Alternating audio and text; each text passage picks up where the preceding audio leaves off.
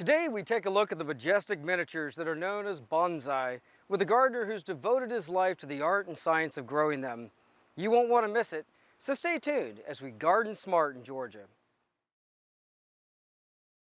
Bonsai, the Japanese art form using trees grown in containers, dates back over 1,000 years. It focuses on long-term cultivation of one or more trees. The primary purpose is not agricultural, but solely for the pleasure of the gardener and its viewers. The author of the ancient work, The Tale of the Hollow Tree, eloquently wrote, "A tree that is left growing in its natural state is a crude thing. It is only when it's kept close to human beings who fashion it with loving care that its shape and style acquire the ability to move one." In this sense, the art of bonsai goes well beyond a taming of nature and seeks to coax the greatest potential out of each plant that is in the care of the gardener. It only takes a few moments with Rodney Clemens to see that the heart of this energetic plantsman exudes the very notion that every plant under his watchful eye will be elevated into the form and figure that allows it to be experienced at its very best. Rodney began his love affair with bonsai back in 1973, and he's never looked back.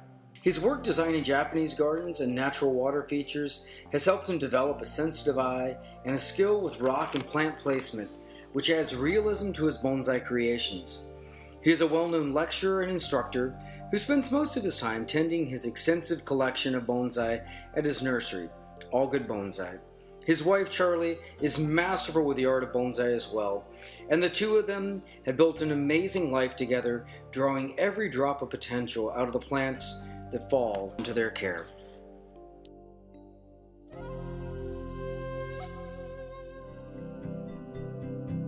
I get the sense in talking with you, Rodney, that each one of these really old plantings tells a story. It's intended to, right? It is. It's a personal thing. You've got to feel the story to create the piece. So these are boxwoods. It's a fairly common plant that's used in bonsai. It is. What's the story here? In bonsai terms, it's called a Kingsville. But Henry Holman, who started the tree, called it a Buxus microphylla compacta, and that's what I choose to call them. Okay, and so how old are these? These trees are right at 45 years old, and I know that because I took the cuttings. And it's a wonderful composition. What was your inspiration for this? My inspiration, it was a troubling one. I was doing this program, and I had two separate sizes of trees. These have grown a little bit, but they were much smaller than the larger tree. I did not know how to put them together. The night before, my grandfather had died, and so 3 o'clock in the morning, I realized that my grandfather could be this tree and all the grandchildren could be the other trees. And so it was a great program. I really enjoyed myself, and I created a scene from the homestead where you had these live oaks that overlooked the intercoastal waterway. And I took a little liberties with it by adding boulders and then symbolizing the water. So this composition, it includes the boulders and the little gravel shoreline, and it's much more intricate than the other ones we've seen. Yeah, it's showing a little bit more of the story just without your imagination taking over. And this really is not bonsai, it's psyche.